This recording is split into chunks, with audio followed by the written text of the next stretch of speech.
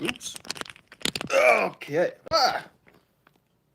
I've got to solve this. This is just the woat. How we looking? What's going on, everybody? Welcome back to the garage, and let me see if I can get this pulled up here.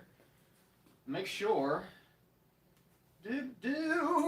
Hopefully everybody's having a great Saturday. What is happening? This is not what I want. This is not what I want. I'm pulling up the chat right now. Give me a second. Give me a split second. There we go. We got 3 people in here already. What is going on, you 3 people? We're up to 9 before I even click into my own thing. And I'll mute it. And there's James Taylor. So, okay, somebody is talking. We have chat. Okay. Sorry I missed Thursday night. Let's just say. Been busy this week. Been busy. Been tied up. Here, let's do this. Let's get up close and personal. Let's get up close and personal. How's that sound? How's everybody doing today? Hey, Chevy boy. Hey, Jimmy. So, yes, I have been amassing. My dogs are barking at something. I've been amassing parts for the swap, for the Turbo 400 swap. Yeah, let's do this. James is currently updating the truck to the Terminator X. Congratulations, you are going to be in Nirvana. I love you too, Chevy boy. Hey, Matt, happy Saturday. Gotcha, Andrew. Good to see you, brother. Christopher says, teach me how to tune. Listen, it's out there, brother.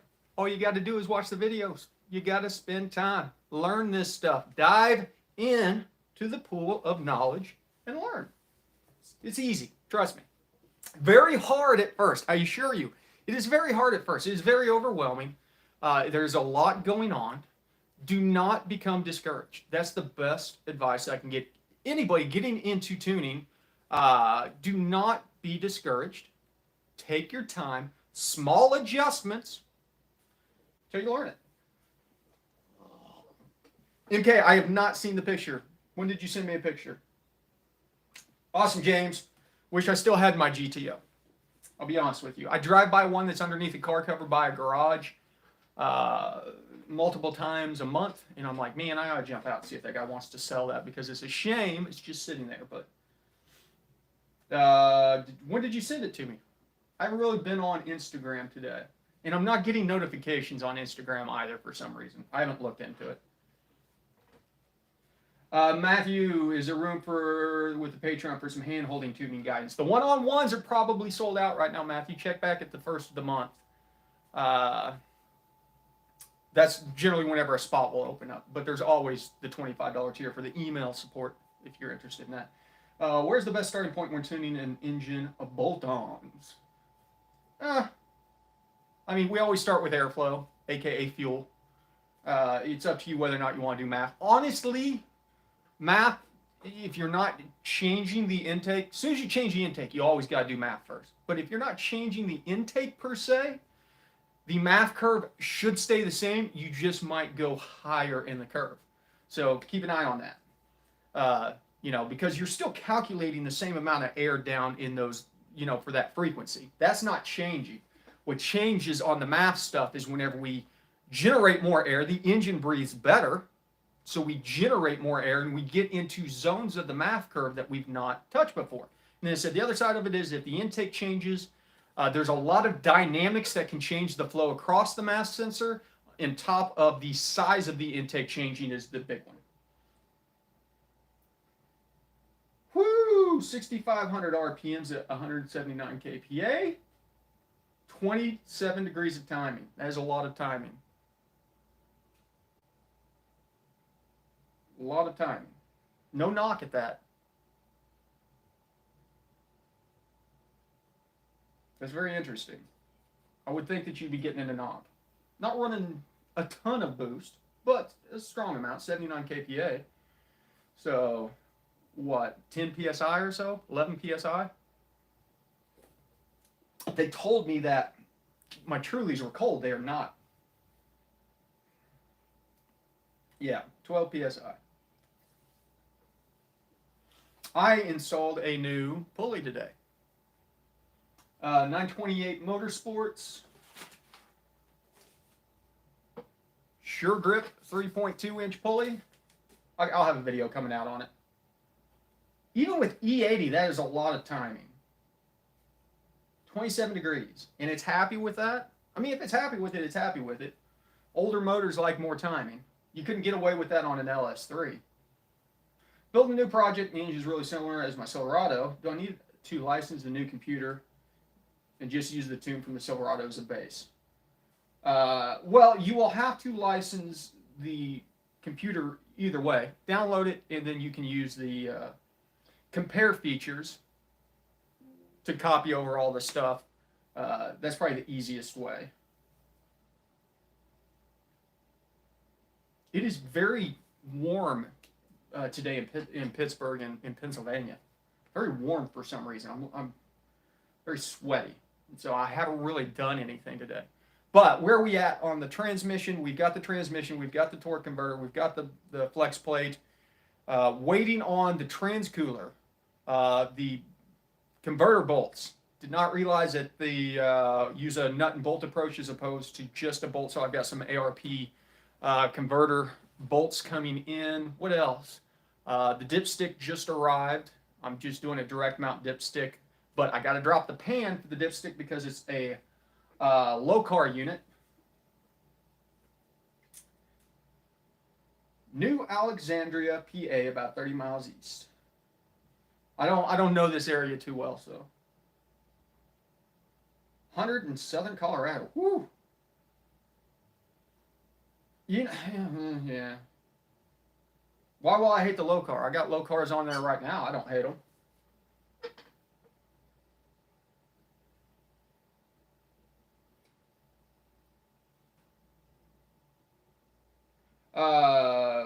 Wanted to see what the truck would do in the quarter mile with the 6L80. Yeah, I don't care about the 6L80. The 6L80 was fine up to about 700 horsepower, but now that we're making more than that, the 6L80 just, it doesn't know what to do with the horsepower.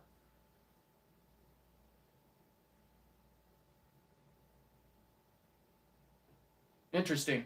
I literally got the 3-inch long one, MK. Oh, gotcha.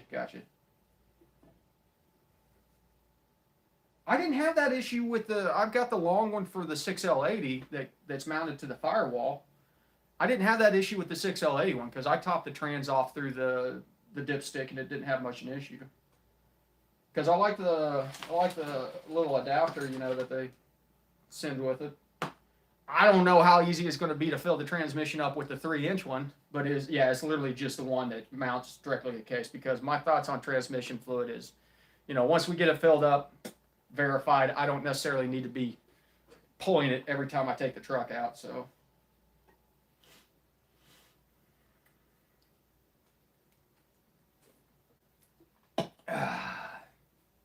But yeah, got the trans mount in already.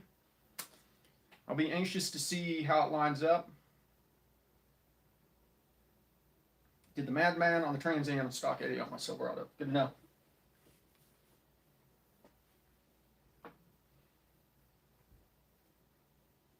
Correct, Romeo. I mean, theoretically, you can check trans fluid cold as long as it's been through a cycle and everything is filled up, because there is a specific expansion ratio that you can use to determine the temperature of your transmission fluid and then how much it will expand whenever it is up at operating temperature. So to say that you have to do it to properly check isn't necessarily true. There are ways of doing it without it. BWS, thanks for your knowledge. Got a question. 14 Ram. Been playing around with an alcohol blend. Got HPT plus cam from MMX. Is 20% safe for my O-rings and gaskets? 20% alcohol? Honestly, I don't know much about alcohol. I would think so. Because I'm guessing the properties on alcohol aren't all that much different than ethanol, so.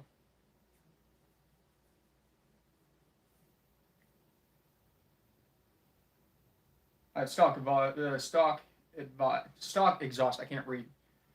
Can I get 22 advanced with the alcohol? Yeah, you should be able to get 22 degrees, no problem. you ever hear a problem with 6L80 where it doesn't shift to 6 at very high speeds and automatically downshifts to 5th at around 230 to 240 kPa part throttle? Unknown. I have not.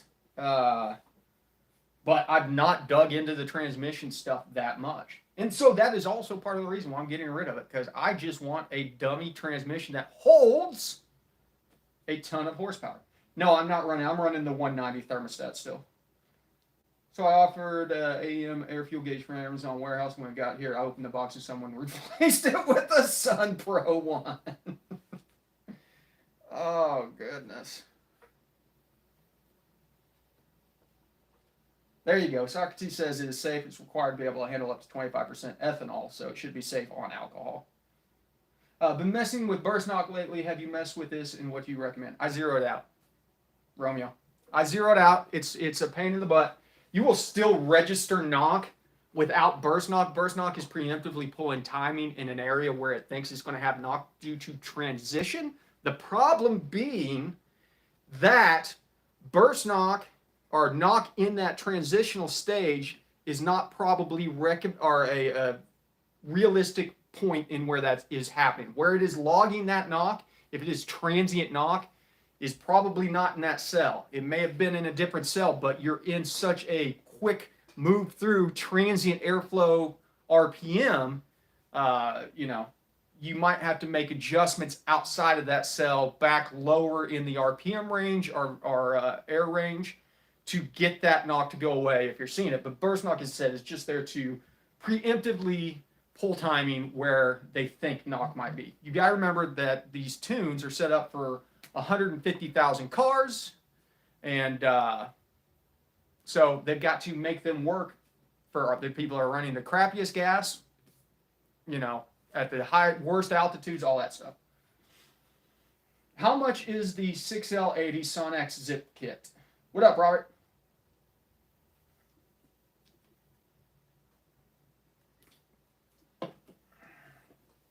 Sonex zip kit, 6L80 Sonex zip kit. Zip kit. Some check valves, valves, springs, yada, yada, yada. $150. That's $150 more than I would spend on my 6L80.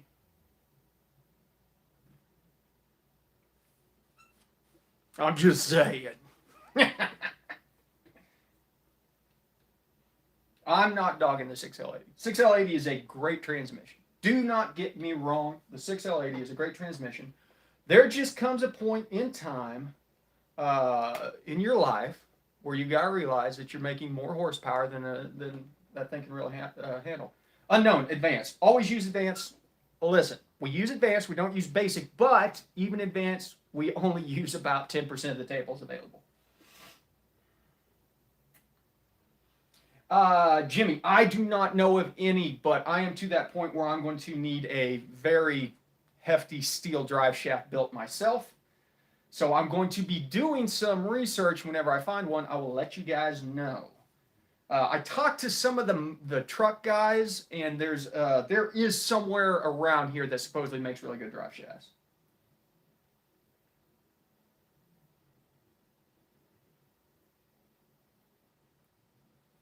ZFA is ridiculous. Just wish I'd get rid of the 2-1 bump.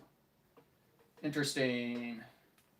Is there a way to tune just sport mode on a Gen 5 or different modes? Okay, on a Gen 5, everything is the same except for driver demand.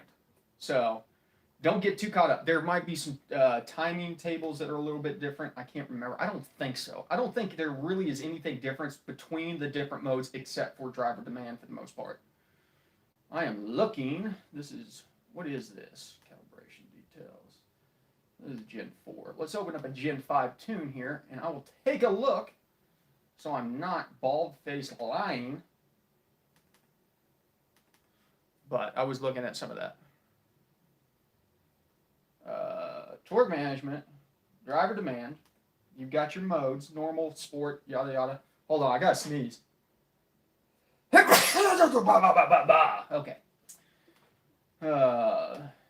Spark would probably be where it's at if it were anywhere else. And I don't see anything tied back to the driver modes. It's all just in driver demand. So, can you do the transmission different for the modes? Yes. The transmission will have different shift patterns. The one I'm looking at is a truck one right now, and so it has normal and trailer. Look for the patterns and what it's tied to. Pattern A in this case is normal, and then pattern B is trailer, and so there will be different shift schedules and pressures based on the patterns that you're running. So the transmission, there is more to do on that than there is with the motor for the most part. 4L60 stock shift accumulators are trash. That's not the only thing that is trash on the 4L. I'm just kidding. Just kidding. Just got done tuning a boat. Hey, thanks for the email the other day, John, by the way. I'm sorry if I did not get back to you. I meant to, and I will. I appreciate all of your hard work. If you guys have not checked out the Goat Road Garage Facebook group, John is the moderator over there. And thank you to him for all of his hard work over there to create a positive community of like-minded individuals that want to talk about performance and tuning. It's super awesome. I have a 2016 Tahoe, always bank 2 rich by 6 to 8 more than bank 1. We can fix that. 6 to 8% more than bank 1. That's interesting. No, I'm not on the Facebook group. I don't do Facebook. Sorry. I do Instagram. That's about it. Has HP Tuners done anything else with the Pro feature set lately? No, they have not. No, you can't, Sammy. The thing about it is we can't adjust bank-to-bank fueling on these platforms. So it is what it is. That's why we run the narrow bands in closed loop after we get done tuning, so they can make the adjustments bank-to-bank for us. Robert, I got so much crap on my plate. You think I got time for the Facebook group? As I said, I haven't been on Facebook in almost a decade now, so I'm that Gen X generation that doesn't do social media. What up, Dad? So yeah, we're going to have, I believe, all the parts to do the Turbo 400 swap by Tuesday. So, B West, welcome to the membership. We will probably start tearing into it Monday. I've got the 5th generation class tomorrow. That is at 3 o'clock Eastern. If you guys are interested, there's details on the website, goatroadgarage.com. Still have seats available in the 5th gen class, and then next week is the 3rd gen class. The 5th gen class, heads up, is going to be a lot of torque tuning and volumetric efficiency. Thank you, Ted. I appreciate it. I appreciate you participating in the class. What TH400 did you go with? Hell, I don't remember.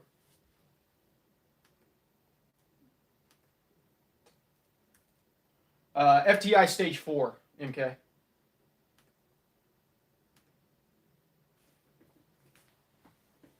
How can I double check that my wideband is reading correctly? Dial in your idle, get it reading perfect on your wideband. One lambda or 14.7, whatever you're tuning your wideband in, and then turn closed loop on and see if your narrowband skew your fueling at idle. Yeah, they say it's good for 900 horsepower. So it was the point of, this is as much money as I want to spend because the next step up starts getting really, really expensive. And it has a trans brake on it. So super excited to be running a trans brake. Trying to record some math long-term fuel trim logs for math tuning for partial throttle, but it shows is zeros in the cells. Any reason why that could be happening? Bernie, check your input parameters and make sure that your long-term fuel trims are showing up correctly in your parameter list, and then make sure that you're also going into closed loop, because it sounds like you're an open loop if you're getting zeros, because it will still populate data It's just always going to be zeros if you're in open loop. You got to be able to go into closed loop in order to use the fuel trims.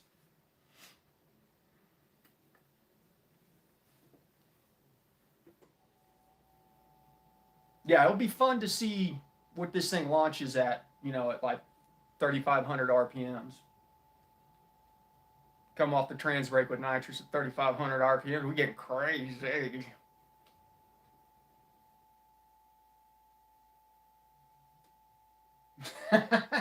We'll be pulling out 5.3 out of Tahoe and boosting it to the moon. SVE. Hopefully it lasts a few passes. Get wheel spin. We'll air the stickies down. I think we're about done modifying the Super Auto. It's gotten out of hand. Come on now. It's gotten out of hand.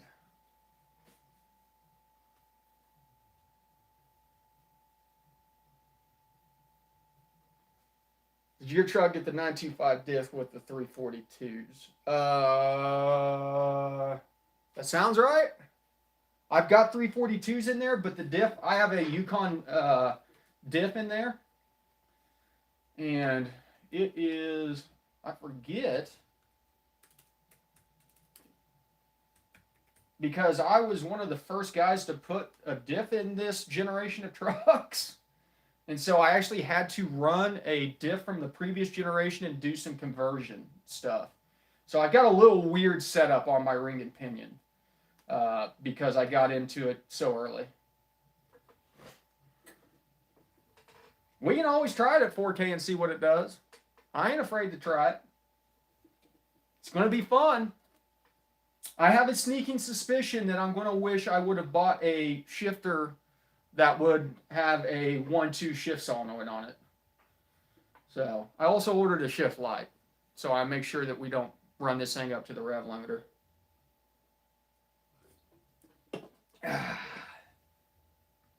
I'll be anxious to see how the 4-link performs. Ooh, big tire 67 Chevelle. Send me a picture of that, man. What is the best wide open throttle AFR for a stock L83? 0.85. 0.85 lambda, whatever that calculates out to an AFR. You could go out to 0.87 lambda, maybe even 0.9 on those. DI engines are a lot more forgiving. You can run them leaner. They're going to generate a little more power that way, but I would not run it any leaner than 0.9. Which is 10%, so that would be, let's pull up the old calculator. So if we take 14.7 times 0.9 to give us an idea, that would be 1323 would be the leanest that I would run it, but you could get away with like 12.8 to 13 would probably be ideal on an NA L83.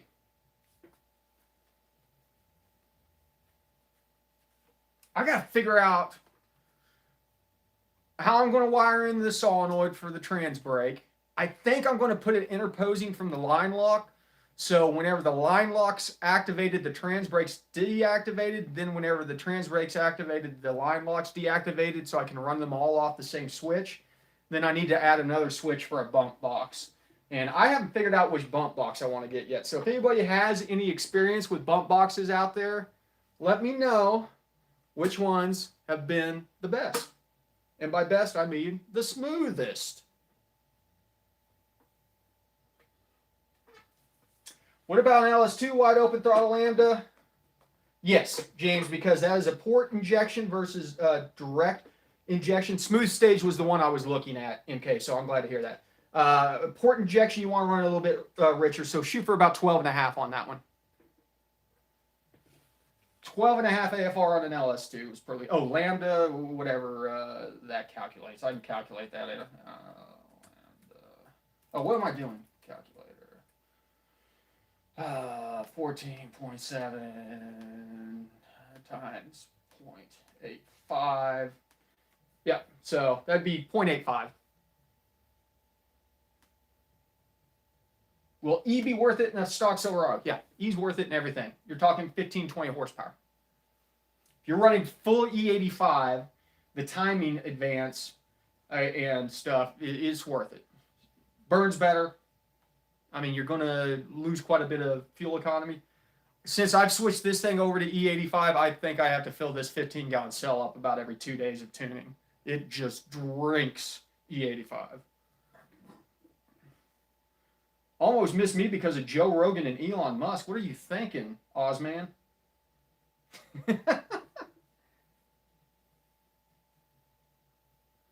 TTC limit. Transmission torque management. TTC limit. What are you, let's see here.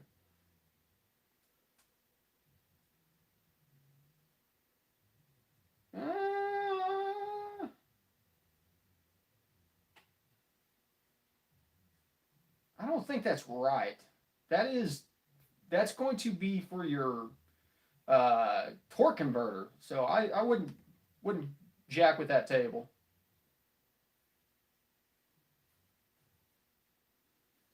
How to undo a verbal tune pops. Okay, to do it, turn off DSCO and remove a lot of timing off throttle. To undo it, put the timing back and turn DFCO back on. And if you tell anybody I told you how to do that, I will deny it vehemently and delete this video so nobody can prove it.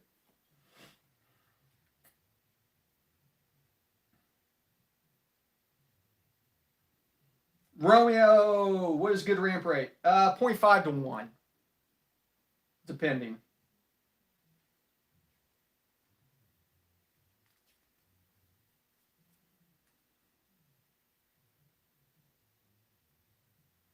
Yes, Francisco, good question. And Silverado, would slapping a trailer and some weight help tuning by hitting cells you normally wouldn't hit? On volumetric efficiency, 1,000% yes, because you will be creating a whole new load curve whenever you do that.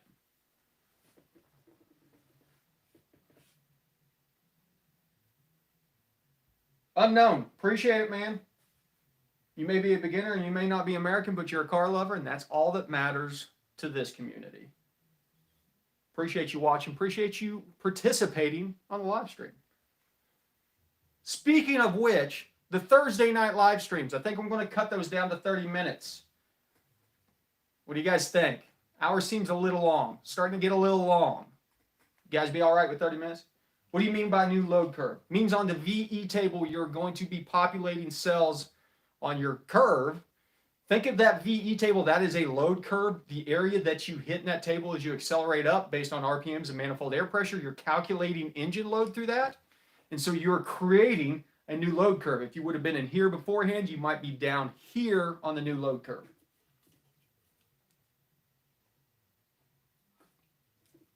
That is all representative of engine load. Oops, sorry, I keep on kicking my tripod here. If you ever thought about giving a tutorial on how to do an eco-tune on an LS3? Henry, I have not.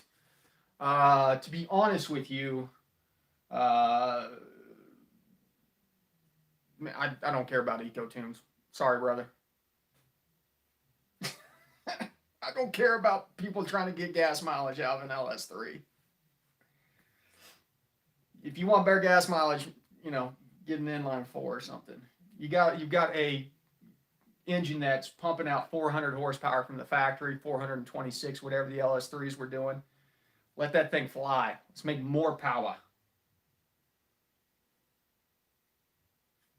Yeah, thanks, John. I'll check it out. If I were to get HP tuners, could you walk me through a tune on my 5.3 after I installed all the cap I bought? Yeah, Theo. That's what the Patreon's for, man. Romeo is correct, though, Henry. If you are tuning properly, even tuning for power will generally pick up mileage because the factory tunes are so sloppy to cover all the bases that I talked about earlier that you are refining the tune for your motor and transmission setup. And so there is some benefits to be gained from that. I do a video on an eco-tune where I just go in and basically disable your driver demand table so you can't get more than 10% throttle.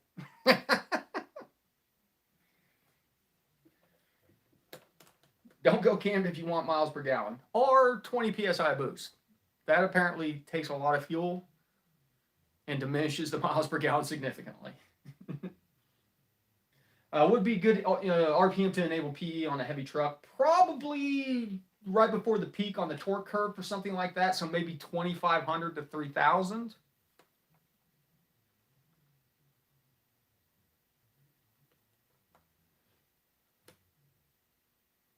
The other side of it is before peak cylinder air mass, based on when the thing maximizes its breathing. You'll see a lot of times motors top off at a certain point where that's as much as they can breathe, even though you can have RPMs higher than that.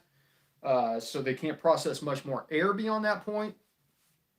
You want to be in PE before you get to that point. So, good stuff, good stuff. You think every vehicle should be tuned even if it's stock? I mean, you can tune stock vehicles and get gains out of them. So there's no reason not to unless you just don't want to spend the money. So I tuned my Corvette. My C6 that I had was bone stock. I took it out to the track bone stock with the factory tune on it, ran a 12.7. Made a couple adjustments in the tune and ran a 12.3 on the next pass. So almost 0.5, half a second, just from a tune, to give you some ideas.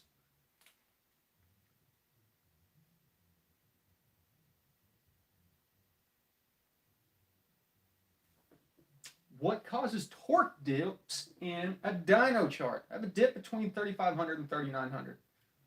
I don't know, Mallory 7. Without looking at a log for that dyno pool, it'd be hard to tell what would be doing it. Correct. On the trucks, they leave a lot on the table. They are very conservatively tuned. So, okay, listen. I am just sweating right now, and I really want to go take a shower because I'm starting to stink. So I'm going to wrap this up. You guys have a great weekend. Keep your eyes peeled for more content coming in the next couple days as we get into the TH400 swap. You know the drill. ABT, always be tuning.